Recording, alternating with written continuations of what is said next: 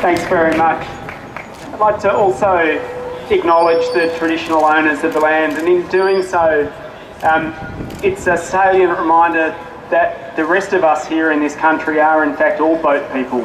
And if over the last couple of 100 years we haven't learned how to treat newcomers, then we've got something wrong with ourselves and we need to fix it. For many of us, this is almost like Groundhog Day.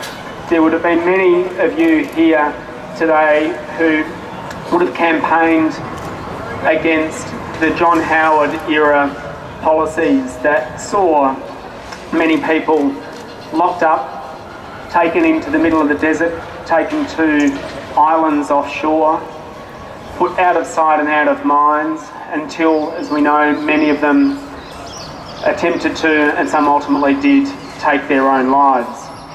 And we had, for many years, people telling us that what we should have already known, that is that if you take people and put them in detention indefinitely, where they don't know how long it is till they get out, where they are put away from the people who can give them support, you are going to harm them and you are potentially going to kill them.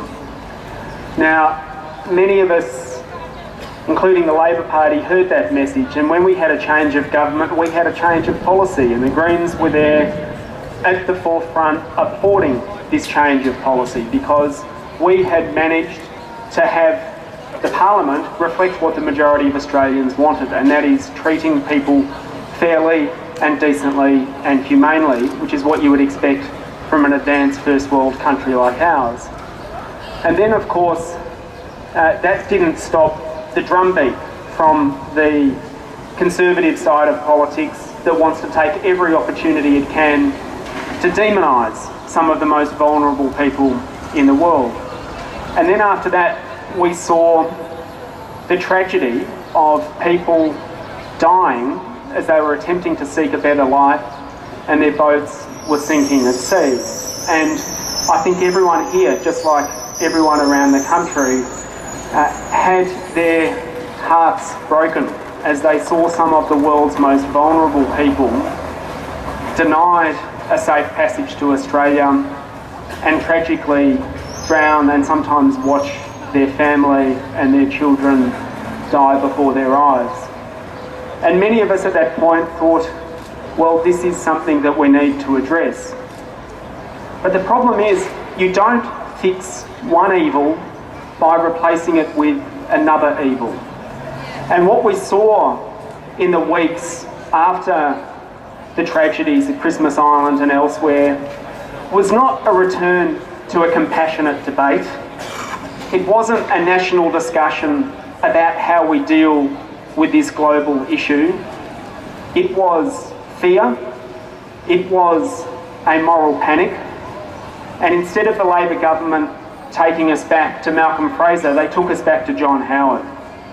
And the Greens stood and will continue to say, if you want to say that we are a first world country and we continue to sign up to refugee conventions, well, let's abide by them. Let's do what we've said we will do and treat some of the world's most vulnerable people with the compassion that we can.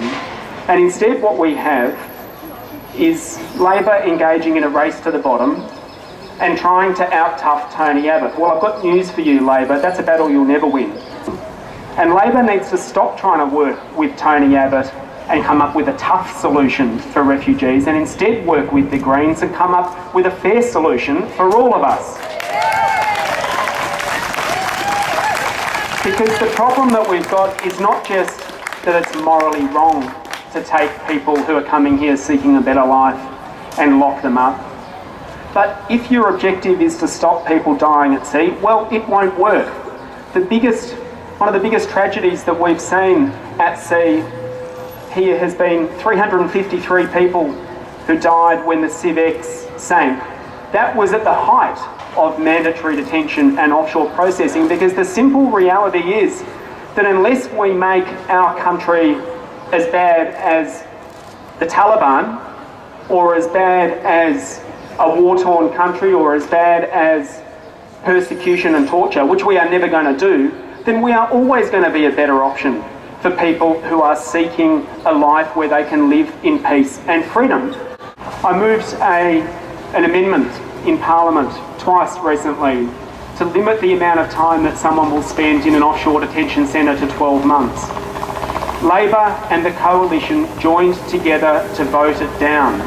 And there's a very simple question for the old parties. Well, if 12 months isn't too long, is it 2 years? Is it 3 years? Is it 4 years? Is it 5 years?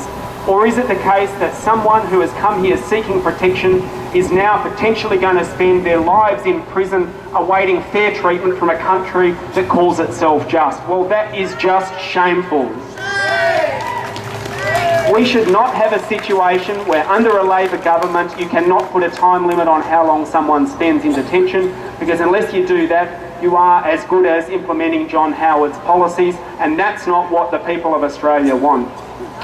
And what upsets me most about where we found ourselves in this debate is that there is another way. As I said before, instead of going back to John Howard, we could have gone back to Malcolm Fraser. There was a time in Australia where we said, well, if people are coming here seeking our help, and if they are so prepared to come here that they will risk their lives by taking risky boat journeys where they might potentially drown, well, we as the rich developed country in the region have a responsibility, and what we will do is work with other countries around us to make sure there are safe pathways to come here so that you don't have to risk your lives in a boat at sea. There is a better side to us, and it's that side that our leaders need to be talking to. We have just taken a seat on the United Nations Security Council. Well, that's good, and we are going to come under greater scrutiny because the UNHCR, we don't want to have anything to do with your so-called Malaysia solution. We don't want to have anything to do with Nauru. We don't want to have anything to do with Manus Island. You as Australia have a responsibility to live up to the convention that you signed up to. And I hope that now with the greater scrutiny that's being put on us, it won't just come from several hundred people who have come out here today, but the whole eyes of the world are going to be asking Australia, well, when will you start practicing what you preach? And I want to end by congratulating all of you for turning out today. I know for many of you, you may be wondering, how often do we have to do this? How many years do we have to keep coming out? The wheel is going to turn again, and that better side in all of us is going to cry out for a more lasting, more humane and more compassionate solution from our leaders. And we need to turn this from being 300 people here today to being 3,000 people at every capital city come the next election, so that we change the direction of this country, and this country is once more a place we are all proud to call home.